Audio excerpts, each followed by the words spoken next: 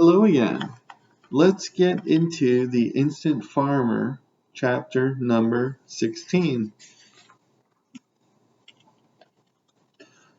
Ken has made it home after a long day at work. He is so happy to be in his living room right now. He wants to sit on his couch for a few minutes. Then it is time to leave. He has already gone over the areas of discussion he wants to address. It is along the lines of a change in lifestyle and a new beginning. He has so much hope in the direction of the seeds, but he knows he cannot be open with the finer details of his life. Ken goes into the bathroom to wash his face. He goes into the bedroom to change his shirt. He goes into the kitchen to eat a peach. No, that was not supposed to happen. He ate the forbidden fruit, or something to that extent. Ken's mind was in a place of peace, that is, until he realized that he ate a piece of fruit. Well, it was pretty good. It was excellent. Time to leave his apartment and make his way to the nearest church. In the elevator, there is an older man who plans to walk his dog. He says hello to Ken and asks Ken how his day has been, as well as how his day will be. Ken is a bit confused with talking about the future. He needs to focus on now, on right now, on the conversation that he will have with the priest.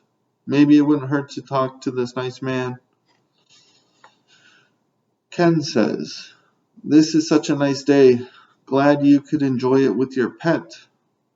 The older man says, "My name is Peter. What is your name?" Ken says, "Hello, Peter. I am sure that you are a nice man. You are much older than me."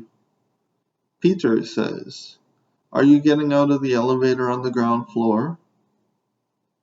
Ken says, "We are here, the ground floor. Which way are you going?" Peter says, "I am going in the same direction as you. You will lead the way."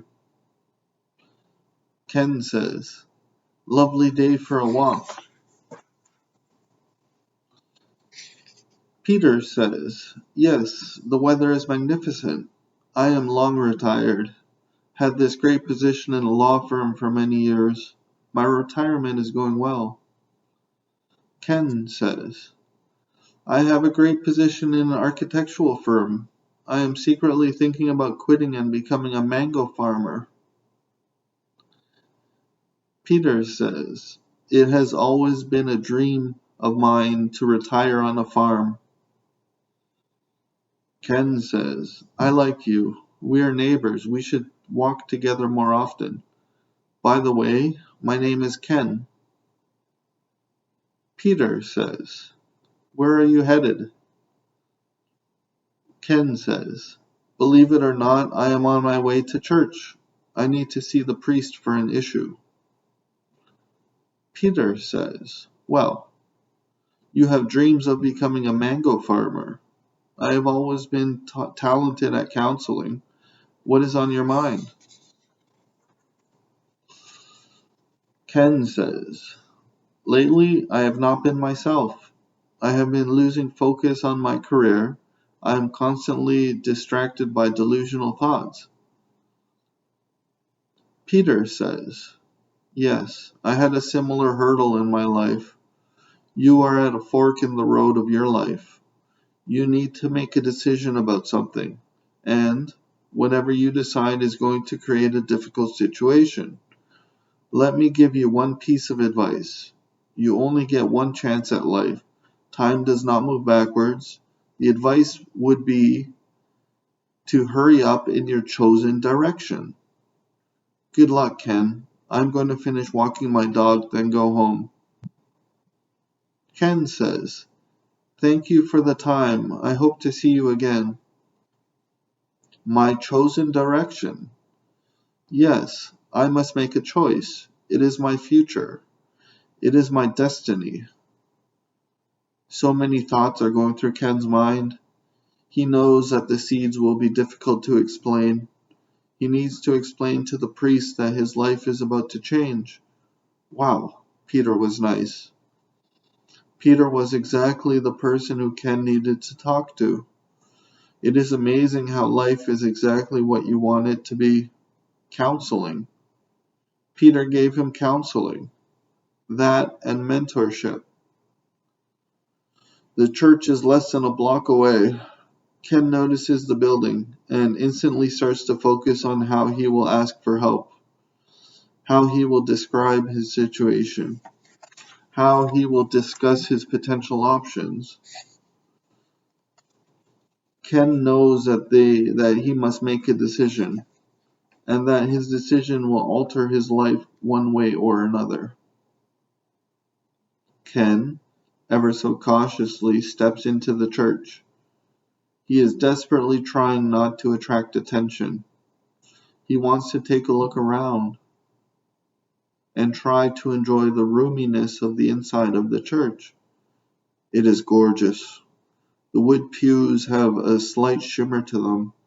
The stained glass windows filter the natural light. What beautiful colors that the windows are made of. All of a sudden, Ken feels like the center of attention. He is just standing in one spot. How could he possibly be looked at? Quickly now, Ken makes his way to the front of the church. He takes a seat in the second row. The ceilings are so tall. It seems like the room is much larger than he anticipated. Is Ken in the right building? He is starting to question why he is in church. He notices that he is giving off so much nervous energy. He does not want to be noticed.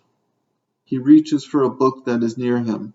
Maybe it is a Bible. No, it is not a Bible. It is a book of songs, hymns.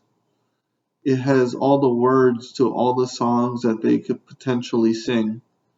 He puts the book down. The priest is in the room now. Ken is trying his best to stare at him.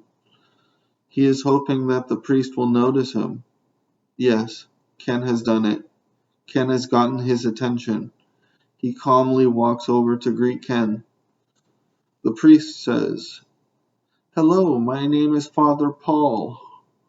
What brings you into church today?" Ken says, "My name is Ken.